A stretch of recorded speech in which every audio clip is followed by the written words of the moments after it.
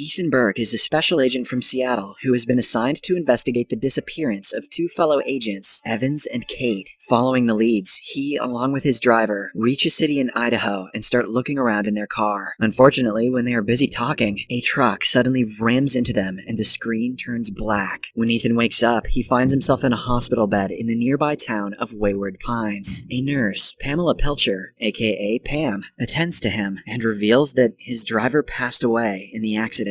Strangely, the hospital is completely vacant, and Ethan is the only patient there. He asks Nurse Pam about it, to which she sarcastically replies that people in this town never get sick. Then, Ethan tries to call his family, but when he asks for his belongings, Pam reveals that the local sheriff has them. Back in Seattle, Ethan's boss Adam informs his wife Teresa that there's been a car accident. Though the body of the driver was identified, there was not a single trace of Ethan's remains in there. Hearing this, Teresa becomes upset and she shakily shares the news with their son, Ben. At the hospital, Ethan repeatedly asks for a phone so that he can contact his family, but Pam makes an excuse every time. Fed up, he rips out his IV, puts on his clothes, and leaves, despite Pam's protests. He then gets out of the hospital premises and wanders around the town, which looks like nothing peculiar at first sight. After a while, Ethan enters a bar, where the bartender Beverly Brown lets him use the phone. He immediately calls his wife, but the phone goes to voicemail, so he simply leaves a message. Before leaving, the kind Beverly hands him her address, saying he can visit her again if he needs help. Following this, as Ethan is walking down the street, he discovers that the crickets of Wayward Pines are just cricket sounds, being played from speakers. This is the first indication that this town has something very strange going on. They could at least play some Taylor Swift. The next morning, an irate hotel clerk kicks Ethan out when he's unable to pay for his room. With nowhere else to go, he heads to the address the bartender Beverly gave him, but finds that it's eerily abandoned. When he ventures inside, he is shocked to discover a rotting corpse, which belongs to his friend Evans, one of the special agents he came looking for. Wasting no time, Ethan reaches out to the local sheriff, Arnold Pope, and asks for assistance. However, the sinister cop cross-questions him about how he ended up here. Ethan explains everything, and also requests help to find the second special agent he came looking for, Kate Hawson. It turns out that Ethan and Kate were in a romantic relationship before she suddenly disappeared. As the two continue talking, Ethan suddenly remembers the nurse Pam, mentioning that his belongings were taken away by the sheriff. So he asks if he can have them back, but Sheriff Pope just scoffs and asserts that he doesn't have them. Left with no choice, Ethan uses the sheriff's landline and calls his family and boss, but in both cases, he can only leave them a voicemail message. Confused and desperate for answers, he returns to the bar from the previous day, looking for Beverly. However, to his surprise, the bar owner reveals that no woman by that name works there. Frustrated, Ethan starts to get aggressive, but the man knocks him out and calls someone for help. When Ethan wakes up, he finds himself in the hospital once more, where psychiatrist Dr. Jenkins approaches him and reveals that the accident has left him with a bleeding cerebrum.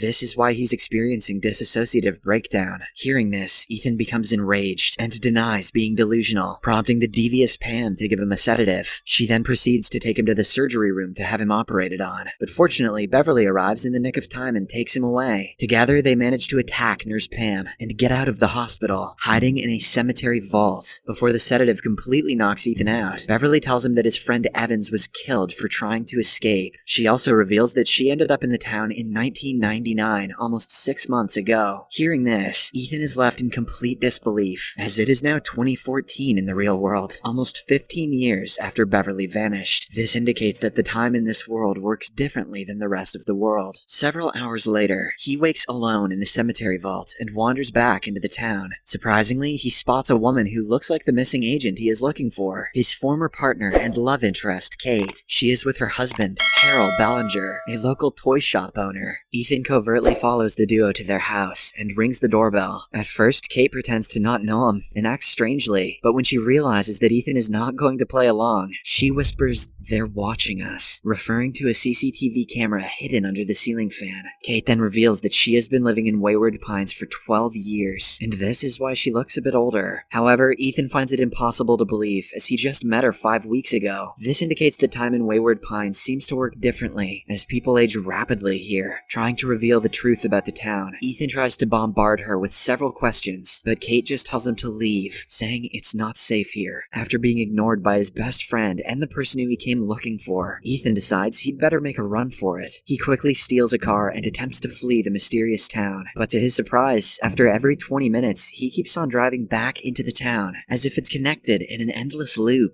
Taken aback, he gets out of the car and tries to find an exit in the woods. However, he finds a gigantic concrete wall with an electrified fence on top. The sign on the fence warns him to return if he doesn't want to die. Then we get an aerial view of the town, which turns out to be a mountain valley surrounded by concrete walls. Ethan once again gets in the car and tries to drive off, but this time, Sheriff Pope arrives and apprehends him. Just then, a teen cycles by the place and shouts, "Don't try and leave, Mr. Burke." That's rule number 1. Rule number 2 is let the sheriff wear your underwear. Fortunately, Ethan is released with only a warning, and he is ordered to stay inside his hotel room. He spends a few hours there, but eventually gets bored, as the place has no computers or internet. Then he ventures out and reaches the same abandoned house where he found his friend's body earlier. Surprisingly, the corpse is still there, despite his having informed the officials about it. As he investigates the scene, he finds a strange notebook in his friend's boot, but before he can keep it, Sheriff Pope arrives with a gun and scares him away. In the next scene, Ethan heads to the bar, and this time Beverly is there. He explains that he wants to talk more about his friend Evans, so Beverly cranks up the music and asks him to dance with her. She then tells him that they have to talk quietly, as there are mics under the bar stools. And to answer his question, Beverly reveals that she had also planned to escape this wretched town before, and her accomplice was none other than Evans. He had elaborated the escape plan in his notebook, which was supposedly flawless. However, on the day of his escape, he was caught and killed. Hearing all this, Ethan asserts that he can find the notebook and leaves the bar. Following this, he goes to the Ballinger toy shop, which Kate and her husband Harold own. He confronts her alone and demands to know what's going on. But just like the previous time, Kate doesn't reveal anything, fearing that they are being watched. Before Ethan leaves, he sees a notice on the door, which reads a few instructions like, "Do not try to leave, do not discuss the past, and always answer the phone if it rings." Later, Ethan sneaks inside the town's morgue and successfully retrieves the notebook from his friend's corpse. Then he meets up with Beverly and shows her the map of the place, with the help of which they can escape. Hopeful, Beverly agrees to help him and removes a tracker that has been implanted inside his skin. It turns out that all the residents of Wayward Pines are administered with such trackers. After this, they stroll through the market, where they run into the Ballingers. Kate is happy that Ethan has found a partner, so she invites the two over for dinner the next evening. The next day, Ethan leaves his tracker inside his hotel room and wanders off. When he reaches the forest to hide the runaway supplies, he notices a man shooting at someone or something beyond the electric fence. However, Ethan doesn't pay much attention to it and leaves to meet Beverly. Outside her home, he explains that the dinner is going to be the perfect opportunity for them to escape. All Beverly has to do is enter the bathroom and hide her tracker there so that they can run away without a trace. Beverly agrees, but she is very nervous as her former partner Evans had also been caught. That night during dinner, as the two sets of couples are chatting, Ethan gets up and heads to the bathroom to inspect if there are any cameras. Unfortunately, while he is away, a nervous Beverly talks about her past life, which is a violation of the second rule. She tries to change the topic, but it seems as if the Ballingers have already caught wind of her intentions. Hence, as soon as Ethan returns, she hides her tracker in the bathroom and leaves with him. Outside, Beverly starts freaking out about the consequences if they get caught. Suddenly, all the telephones in the town begin to ring, and a large mob of people comes out to apprehend them. Ethan and Beverly run for their lives, but they are soon separated, and the latter is caught. Beverly is then dragged to the town square, where the sheriff and a large group is waiting for her. And as Ethan watches from a nearby building, the sheriff slices her throat, saying this is what happens when someone tries to escape. Here, we get to know that Beverly was reported to the sheriff by none other than the Ballinger couple. Later, Ethan shows up in Kate's kitchen and accuses her of participating in the murder. She tells him that Beverly's death was a reckoning, i.e. punishment for not following the rules. And as the kettle boils, Kate quietly confides that she was forced to turn them in, or else she and her husband would get reckoned. On the other hand, Ethan's wife Teresa is worried that he hasn't returned for a week. She tries asking for help from Ethan's boss Adam, but the latter simply informs her that they're on the case, and that it might take some time. Hence, left with no option options, Teresa and her son Ben arrive at the Secret Service field headquarters in Boise, Idaho, where Ethan had last checked in before his disappearance. Covertly logging into an office computer, Teresa finds a trail leading them to the town of Wayward Pines. However, when the duo approaches the place, Sheriff Pope pulls them over and cunningly sabotages their car under the pretext of fixing an oil leak. Back in Wayward Pines, Ethan tries to escape the place by stowing away in a milk truck that surprisingly has a Wyoming license plate. But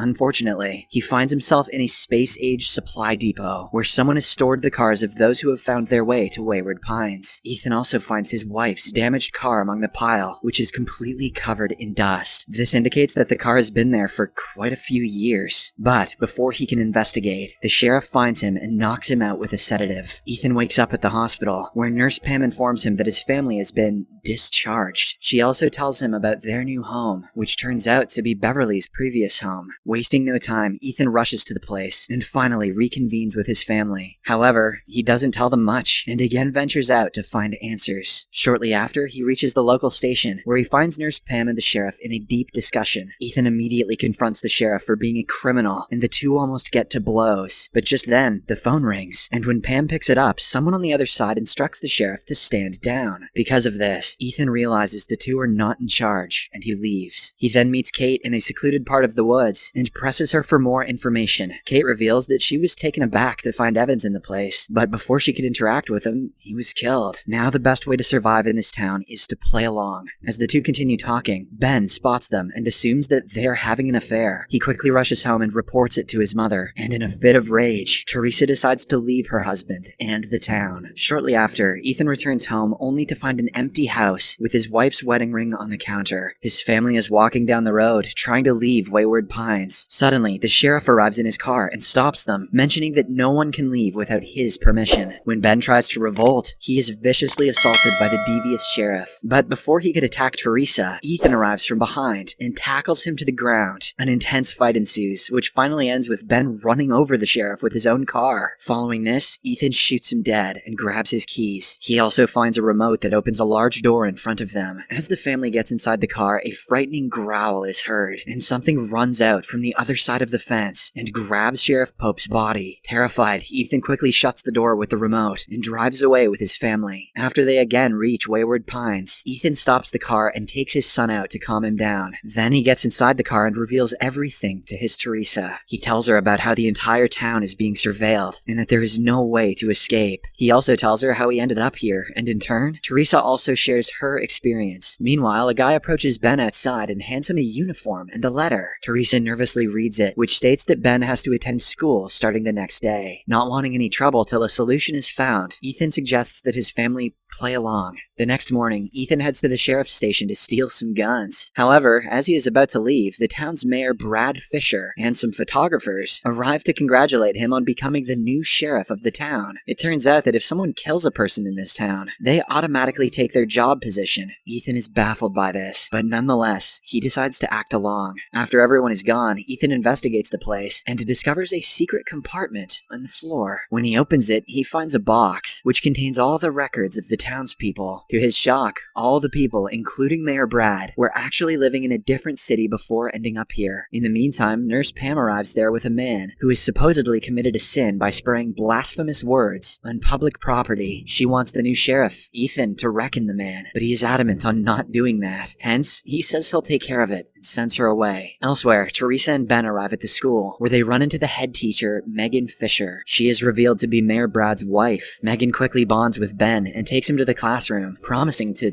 take care of him. During recess, she interrogates the boy and asks him some strange questions about where he came from. It seems as if she is trying to make Ben forget about his past life. Meanwhile, at the sheriff's station, Ethan talks to the criminal, John, and learns that he too has become tired of the town. John reveals that he ended up in Wayward Pines in 2001, and from that day, he has tried to escape the place several times, but without any success. As the two talk, the phone suddenly rings, and when Ethan picks it up, a woman on the other side orders him to reckon John the next day. day. At night, Ethan shares the entire ordeal with Teresa and claims that Mayor Brad was acting strangely, as if he was hiding something. Hence, the couple plan to set up a dinner with the Fishers so that they can find some information about the place. Acting on the plan, Teresa approaches Megan the next morning at school and invites her and the mayor over for dinner at her house. However, the latter wants to meet in a neutral place, so they settle for a crowded restaurant in the market. That night, Ethan and Teresa meet the Fishers, where Nurse Pam, the Ballingers, and several other residents are all dining. Teresa cleverly takes Megan to the washroom, and when they are alone, Ethan tries to press the mayor for answers, but the old man doesn't divulge anything. After the failed dinner, Ethan escorts his wife home and then heads to the station. There, he tells John to get ready, as he is letting him go free in the woods. Surprisingly, John doesn't want to escape, as he knows that he has very little chance of surviving. Despite this, Ethan forces him to come with him.